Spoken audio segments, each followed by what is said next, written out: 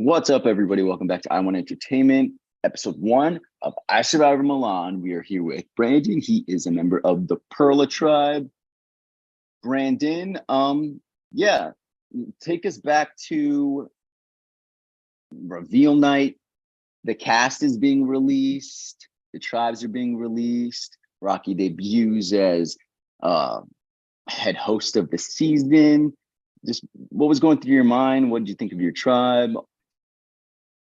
Yeah, so the reveal night was a really interesting process for me, like in terms of like emotionally, because as I'm watching the names pop up, the first two names are people that I know like pretty well.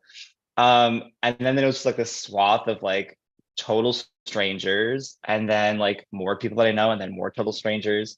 And so for me, it was processing this, like, how am I going to navigate these previous relationships while trying to formulate these new relationships? Like, as a super fan of the show, I like love the idea and the spirit of the show of like working with strangers and trying to like forge your own path with these new relationships. However, that's not the case this season because like I have like a lot of people that I know.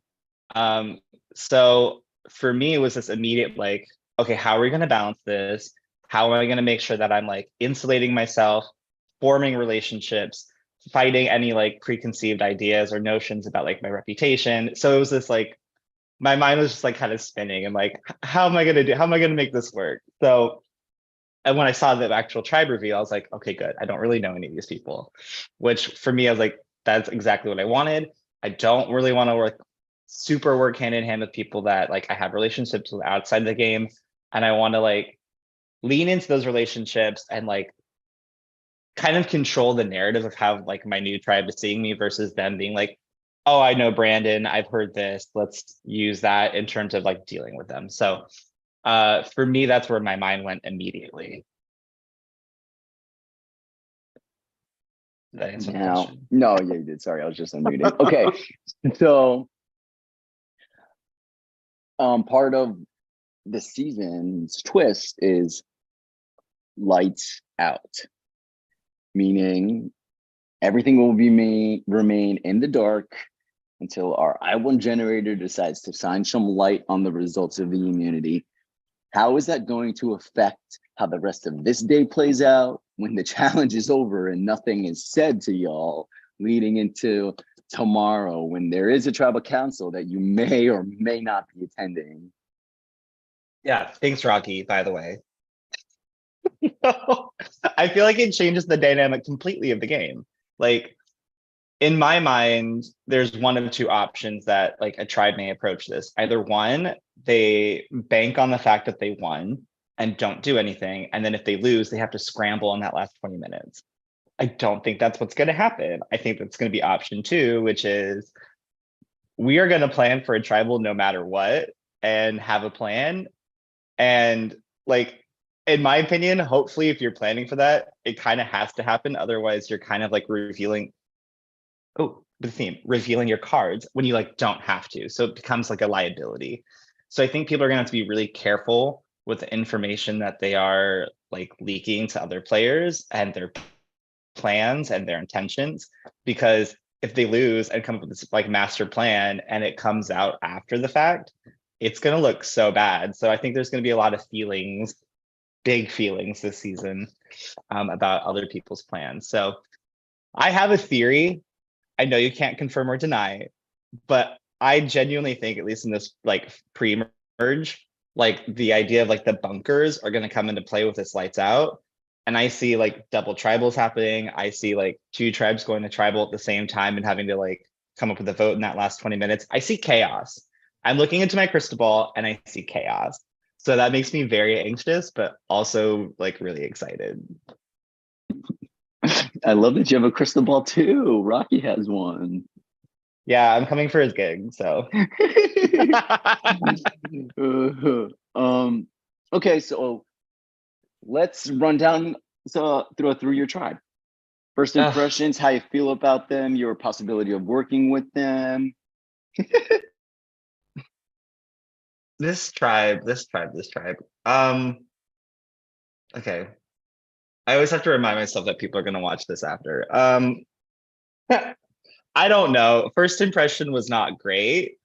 Well, first impression was great because I'm like strangers. Great. I love that. Second impression was this call was 3 hours long and like nothing got talked about and it was like kind of awkward and I was bored and really tired and grumpy. So I was like not thrilled. Um, we were also like missing one of like the tribe members, Bill, the first night. So it was like I don't actually see what the real dynamics are. Yeah, no, they're nice people, but like I don't know. There's something about this like tribe that makes me not like really want to work with them long term. And I feel bad about that. But like they're lovely people. I think if there's one person on the tribe that stands out to me the most, it's Sam. I think her and I have connected the most. And if there is someone on this tribe I see myself going longer term with in the game, it's probably her. I think her, Bill, and I are trying to possibly in the works of starting something. It's like started day 2, so it's hard to tell like what that actually means. But I'm thinking if the three of us can kind of get together and maybe pull in like Juan, we have like some sort of semblance of power in this game. I also feel really bad saying that because Izzy is a new player and I like new players and I want them to have a good experience and play the game. So I like don't want Izzy to be the first out. Oh, so I guess that reveals who I want to get out first. Ooh. That was my next question was if tribal council was like right now and we were saying, Brandon, you have to cast your vote to send somebody home. So Oh, explain why. it's Emily. Yeah. No, it's Emily for sure because one, on our first call together, I don't know if Prod was here for this. Our first call together, one of the first things she says is, Brandon, like right off the bat, I like clocked you as like someone really smart and strategic, and like I don't want to be on. That's someone I don't want to be on their Oh, bad side. And I was like, I was on that call. I was on that call. I was like, excuse me, what? I'm like, no, you gotta go. You're dead. Nope. Bye. So You were like, oh no. And she's like, no, that's not a bad thing. Just I want to keep you close. she's like, that's not a bad thing. I'm like, that's a bad thing. If you say that to someone else, that's a bad thing. Don't say that to anyone. You're dead. Bye. So I don't know. She's first on my list, period. How do you think your tribe stacks up against the others? I don't have high hopes. Well, I lied. For this challenge, I think we're gonna do well because Sam took like freaking like boss ass notes. Like those notes, clutch. Did I really watch the videos? Not really. I did. I watched them all once, but like her notes were like what I studied more than actually watching the videos. So I think if everyone actually looks at them and has them like pulled up, I think we'll do fine. But long term, how are we gonna do? I don't know. I'm not holding my breath. Also, I have one more question before I give the floor to Rock Your Hand if they have anything to throw in there. How has the start of iSurvivor differed from the start of GP2? And is there anything that you learned from GP2 that you're going to make sure to apply, or like a mistake you made there that you're going to make sure you don't make here? Yeah, well, I mean the vibe across this tribe, it could not be more different than Gamers Paradise. Like night 1, GP2, there was twerking, there was like pole dancing, dildos were being thrown around. Like it was like a wildly fun and like great experience on that first night, I will say. This was just like, and I said it in my prod chat, but like the whole conversation, I was like, it's unseasoned chicken. Like it's just boiled, bland chicken. Like, is it good for me? Yes. Will I eat it? Yes. Am I gonna have fun? Am I like loving it? No. This is like purely sustenance. And I feel like that's how this tribe is. Like it's good, it's solid. I'm not in love. Um, so that's how I feel about like this kind of like start of the season in terms of what I learned in Gamers Paradise versus how I'm going to be applying that to this season. I genuinely don't know how I'm going to apply this. So what I know is that I get clocked early as being smart. I get clocked early as someone that people are like, this person seems like they're strategic. And that always works against me. And so I'm trying to navigate, how do I lay back a little bit? And that's something I don't really know how to do. So I don't know. Again, I'm trying to just lean into the relationship forming and building of everything and hopefully make myself indispensable to people's games. Therefore, I don't become a target. But I'm also trying to, okay, so in Gamers Paradise, I had a similar strategy, but I tried doing that with too many people at the start. And because of that, I was like super high up on people's trust rankings, which again elevated my target level.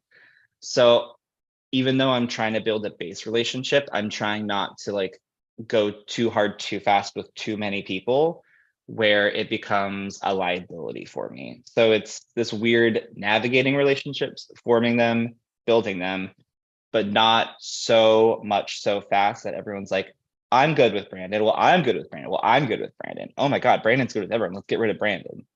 So I think that is the thing that's kind of going through my mind over and over again as I'm approaching this, but I'm also trying not to overthink it. I overthink everything. So I don't know, be more chill. That's what I'm trying to say. Be more chill. Thank you, Brandon. Hannah, Rocky, floor is yours if you have any other questions you want to throw at him.